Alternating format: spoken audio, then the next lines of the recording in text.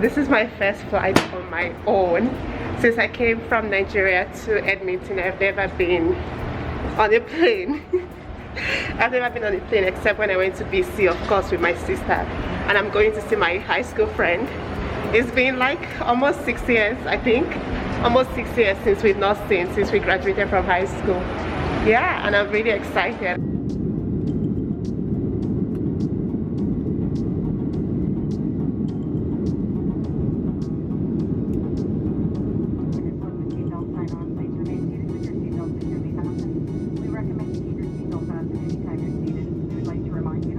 Okay, so we just arrived at the airport and it looks like they're doing a vaccination check.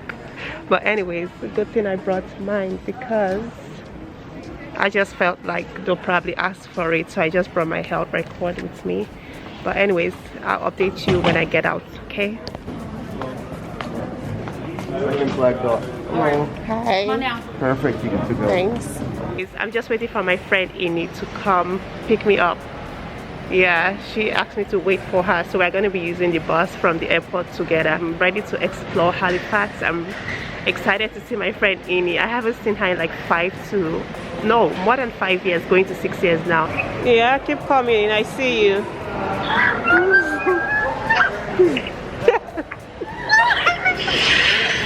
This guy's not serious. Why is she running? Yeah, but you can't be waiting here for ages. Who comes to the airport and stays here for 4 hours or 6 hours? Oh, sorry. Yeah, bang. Did not come to smile with us. So.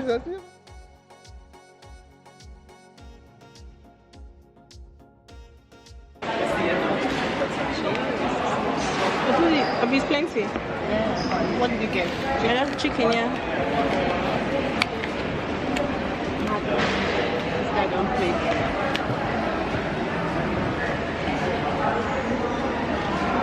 So there's just 2 queen size bed right here, this one and this one, African jollof and shawarma right there, and then they have this side table with this television and the television stand. This was the last minute kind of situation for us, and it just has this setup. The sink is right here, towels. I really like when places provide towels for me.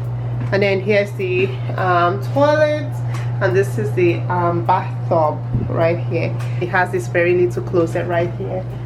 All right, okay, so good morning everyone. It's currently 9 a.m. here in Halifax, and my friend Ini and I, we are going to George Island, and we are cruising.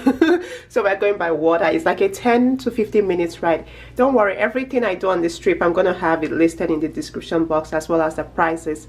Yeah, I'm excited, and some of the things we also wanted to try out, most of them are sold out, but we're on the waiting list. And I mean, you know how this waiting list things kind of work, so it's like lock or no lock. And this is just my outfit right here. I have this chain, this pendant here that's all the way into my cleavage, and then I have this outfit I got from Shane, and it's one of my hauls as well. And yeah, this is what it looks like, and this is the back, and I think it looks really cute. So I have a brown bag and I have a hat that will go with this dress, because it looks like it's gonna be hot outside today because the weather is really bright.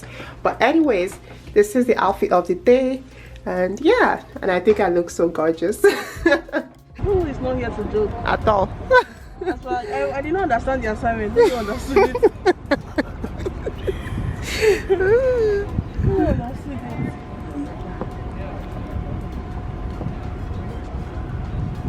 Oh my god. Oh, wait, I better be careful before I fall off here. Oops. At all. As I should, yeah. Okay, so we're currently on our way to George Island, and we're on the, I don't even know if it's a boat, a ferry. Oh, we're on the ferry, yes. So we're on our way to George Island. We're going through water, by water. And it's 10 to 15 minutes ride on the ferry. This is Ini. Bum bum. It's currently 9:55 a.m. and we leave at the ferry takes off at 10, so we depart at 10 o'clock. Check-in was 9:30, boarding time was 9:45, but I mean, trust us now, Africans always late. And yeah, we have 5 minutes before we depart by the ferry. But anyways, I'm so excited for this, and I'll leave all the details about this trip and outing in the description box. So if you're curious, you can go there to check for price and what happens. This is our ferry right here. This is the underground.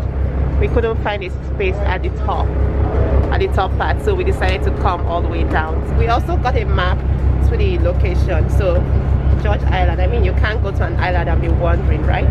So they give you a map, and these are like the, I guess, the happening spots, or maybe the place where, you know, if you don't go to other points, just try to go to maybe like 5 or 6 or more on this list.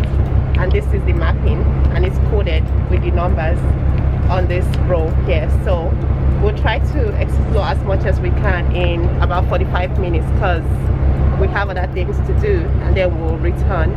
But anyways, sit back and enjoy this trip with me.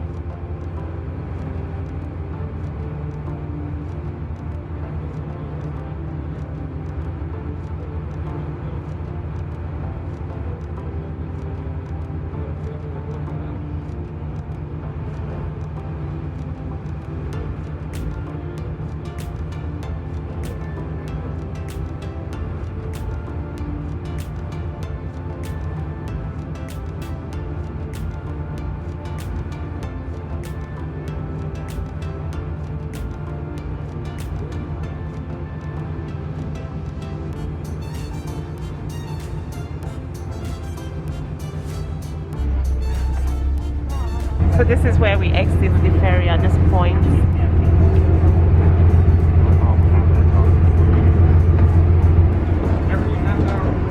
Only madam. The madam of the day.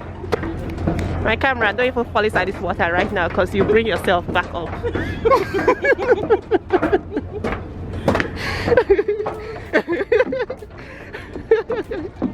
Oh God.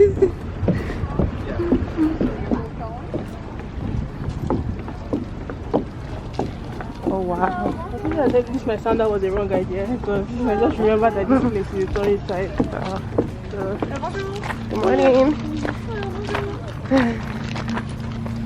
Wow. We are going to George Morris Island, people. So I thought I was going away the island. Now I can take this mask off. Not by force. This was like a military base. Oh. Yeah. I'll take you to Wow. Pleasant Park. Pleasant Park.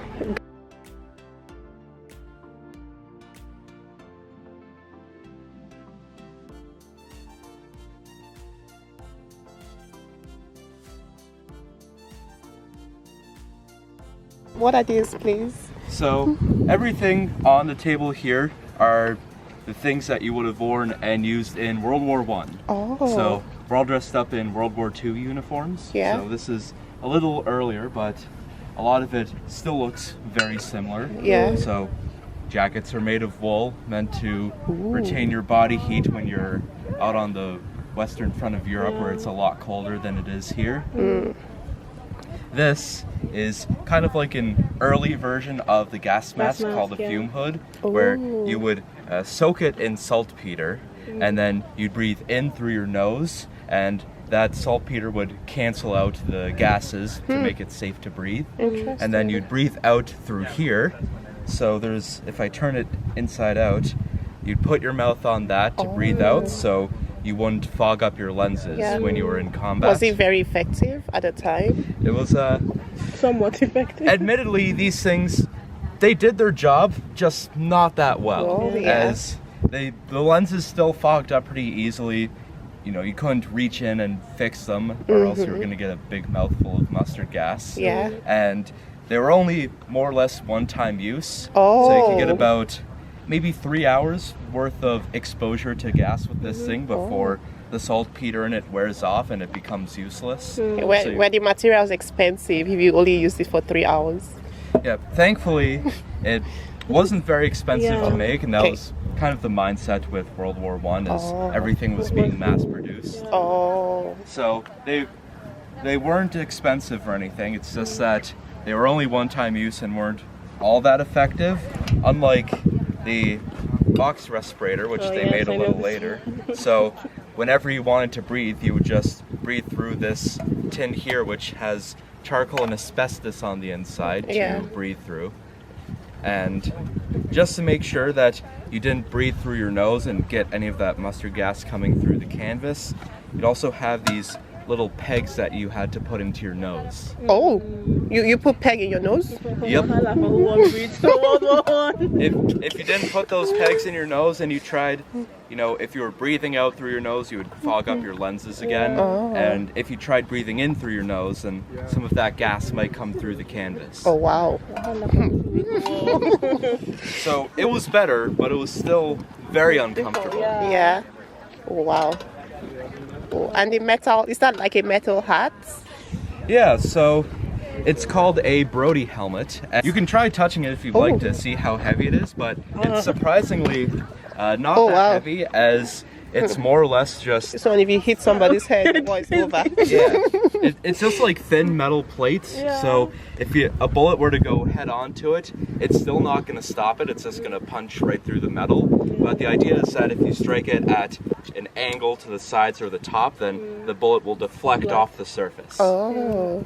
And even before this, they were wearing this at the start of World War One. So it looks pretty nice, but this thing isn't going to stop a bullet. Can we touch it? Yeah, sure. Okay. Oh. It's like everything else, 100% wool. And on the insides of the Brody helmets, you also would have had an asbestos lining to keep your head warm in colder weathers. Yeah. And what was this bag used for?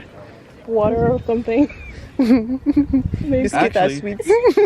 I couldn't tell you exactly what this bag was used for. Most likely, I'd say some kind of medical supplies, as your canteen, which held all your water, would have been on your webbing equipment here, down at the bottom. Oh, okay. Something to keep you working extra good. Certainly. Madueke. Just to show off a couple more things on the webbing equipment. Each of these little pouches on the front would have held all of your ammunition that you would have used for your rifle. You had your large pack and your small packs that you'd throw in other uniform parts, blankets, or other like miscellaneous things you would have carried on you. Oh. Is that like a sword holder or something? Yep, so this is your bayonet scabbard. So if you want to attach the bayonet to the end of your rifle, which was it's kind of like a large knife that you'd use to stab people with the end of your gun, get a bit of distance away from them. And then this pouch right here would have been used to hold your entrenching tool, which is essentially the metal part right here. So how this thing works, you have the two parts, you slide the handle right in, pull it nice and tight, and if you also wanted, if you're in some close quarters trench combat, you could also use the metal end of the club here to whack some people pretty hard.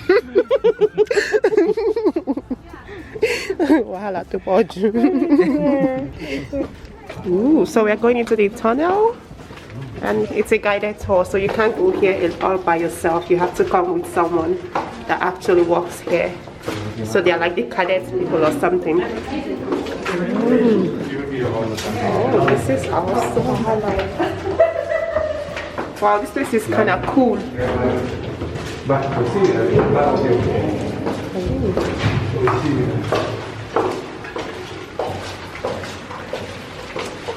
This looks like a cave.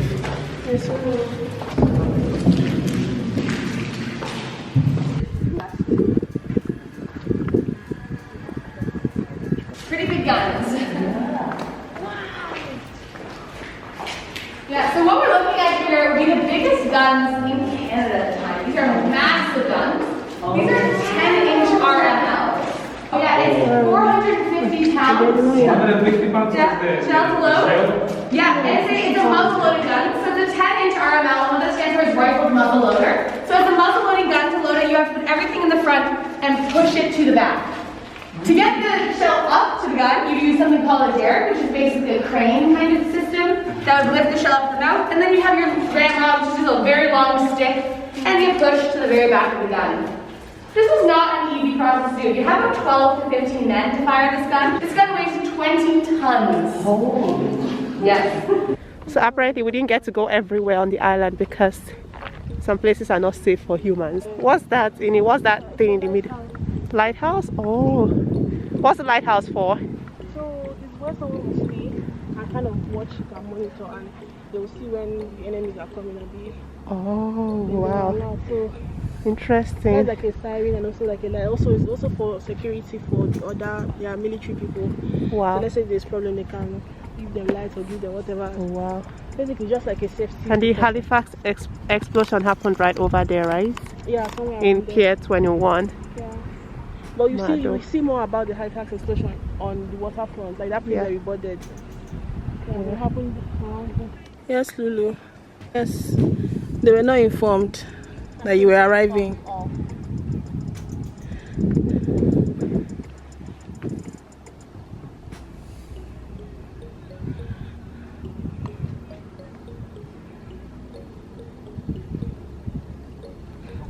So we're heading back to go do something else. Thank you. Goodbye.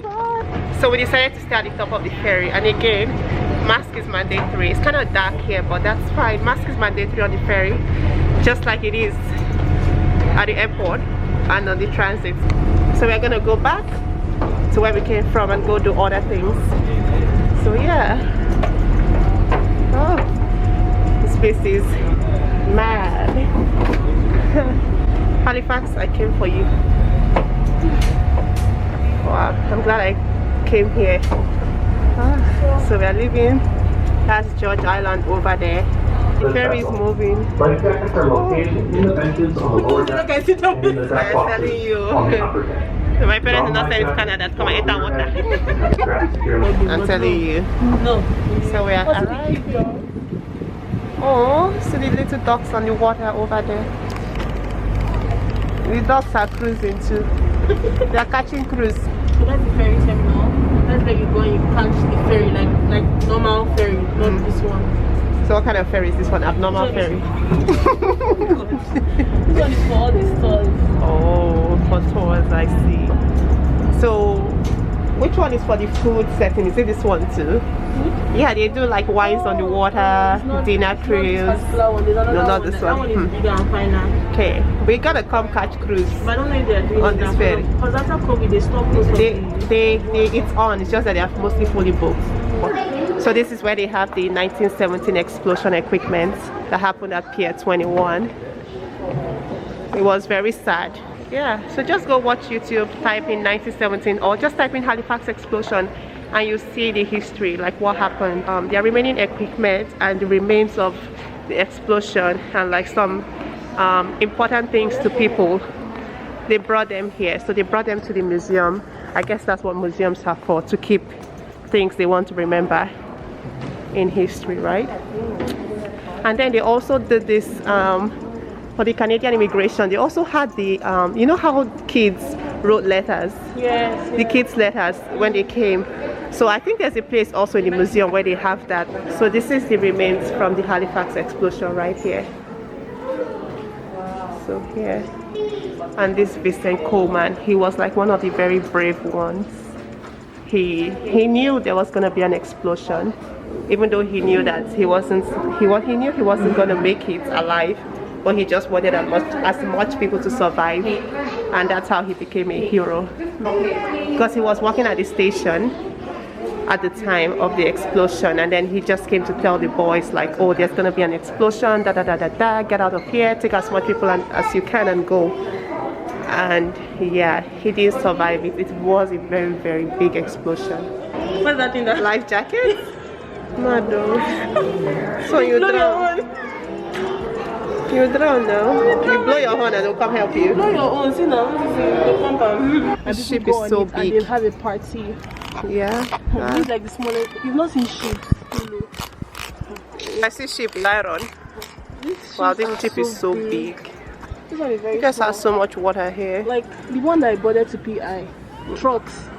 Ima trucks. Trucks that they used to tipper. Yeah. Inside. That's how big it was. I need to be on the ship. Who will buy me a private ship? My girl. Not a big private jet again. That one is maybe too much. So what do you call this place? Is it Peggy? Point Pleasant. No, Peggy Park. Point Oh. Pleasant Park.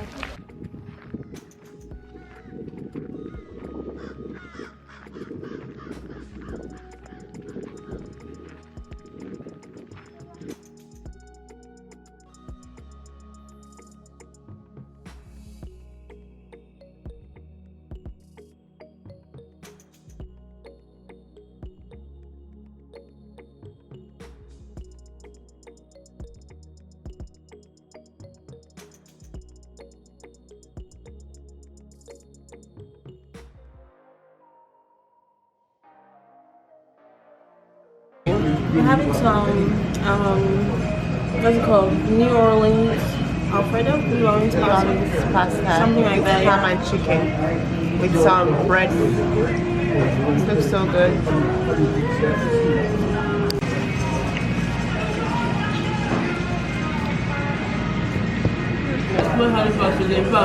We're currently heading to the Harbour cruise. Is that it? Harbour whatever it's called. Whatever it's called. But we are late because we are there filming a video. I hope they don't leave us because I won't be. I will cry. I won't be happy after we paid so much just for this cruise. Because me, I came here to cruise. I don't know about any of the members of the city. But anyways, yeah, we're just rushing out and Halifax, yeah. see, Halifax was not ready for Lulu. Lulu did not come to play. As well, she did not come to play with Halifax. Halifax is in trouble. Lulu. as they should be. Anyways, we'll see you later. Guys, we made it. Don't be like me, oh. You can be late, oh. I'm not a late person, but You today, deal with Indiana Dana. Well, good afternoon. Looks like both of you are competing. if I came from work Now, today, guys, did you not read the fine print on the ticket? The part that says that this vehicle runs on enthusiasm, not diesel? Did you read that? Well, maybe you should have. So welcome aboard. That's a little more right. Well, my name's Jeff. I'm going to be your driver and captain, and with me is our trip advisor, Star Abigail, who will not only be your guide, but your first mate. Couple things before we hit the road that I have to tell you. First of all, this vehicle is 13 feet wide. The streets in Halifax, well, they're only 10 feet wide. So I'd ask, please keep your arms, your legs, cameras, phones, and all 5 of your kids inside the Harbour hoppers. We're traveling through the narrow streets of Halifax. Well, just so you know, this vehicle was built around the last time the Leafs won the Stanley Cup. So it's old, and like other things out of the 60s, myself included, this old girl, let's just say she's eating.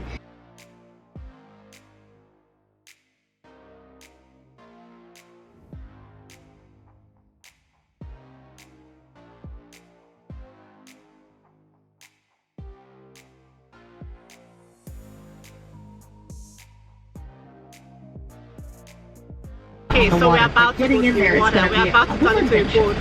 We spent so much time on great land. job so far. Hold on to the little ones. Baby girl Hold is on going to to your the cell water. phones. Don't hold them over the side of the boat. Please.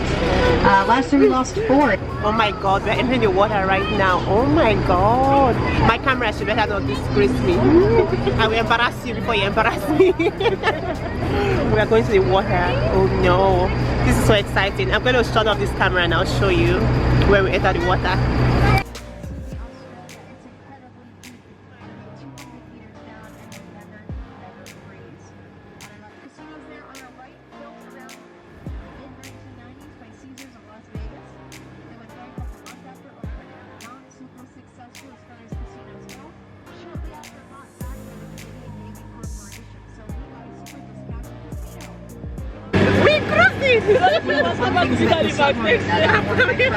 The Navy was telling me is that a lot of the harbor seals that we see are swimming around, they like to sunbathe on the submarine because it gets really warm when the sun beats down on it. And sometimes they have to try and scare them off so they can get inside. The seals are huge. So them, please.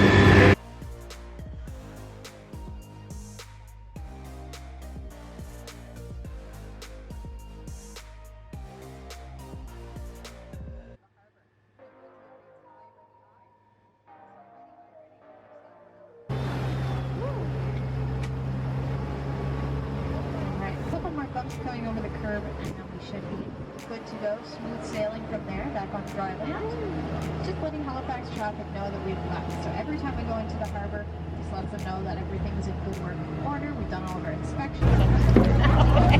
Careful, they're a little slippery too, so.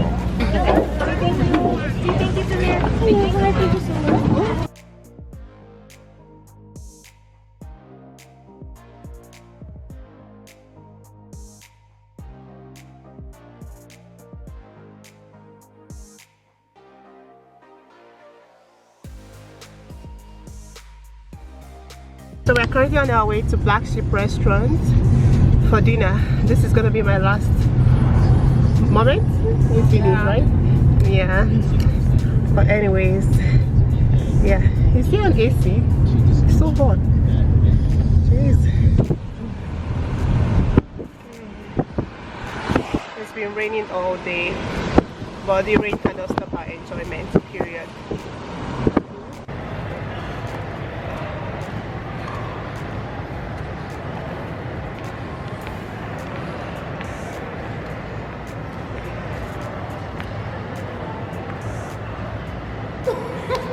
Baby girl, la hot, la cold, la medium, la spicy.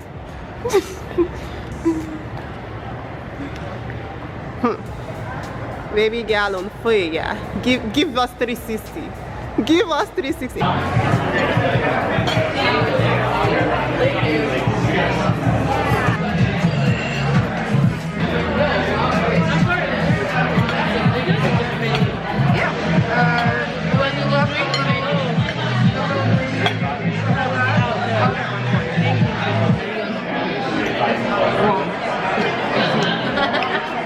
Don't ask me that question. If you want to talk to me directly.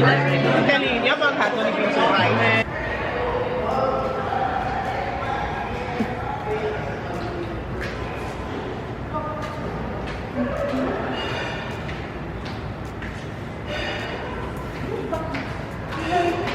So we just got back from the restaurant, and I'll be going home tomorrow, and I think this is the last time I'm going to see Ini. Okay, I've had such an amazing 5 days, I'm not going to lie. It was so hectic between moving and also trying to entertain Lulu and myself, obviously. I'm so tired. We've had such an amazing 5 days, and I must say I'm going to miss Lulu so much. And I know the next time I'm probably going to be able to see her will probably be next summer. So I'm actually excited, and I cannot wait for next summer to actually appear right now. I really hope you guys enjoyed it. This is going to be a vlog. Yeah, it's gonna be a vlog. Yeah, I really hope you enjoyed it. I loved it. Even though we didn't go out every single day, but the days we went out, oh my god, it was fire. It was fire. Halifax was begging us to go home. Halifax said it is okay, or yeah, go home, go back home.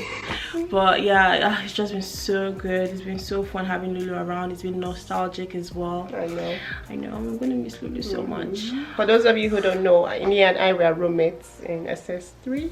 Actually from SS2. Yeah, so we're roommates up until the day we left. Well, from SS2. I don't know what grade that is, unfortunately. I'm so sorry. Grade 11. Yeah, what she said.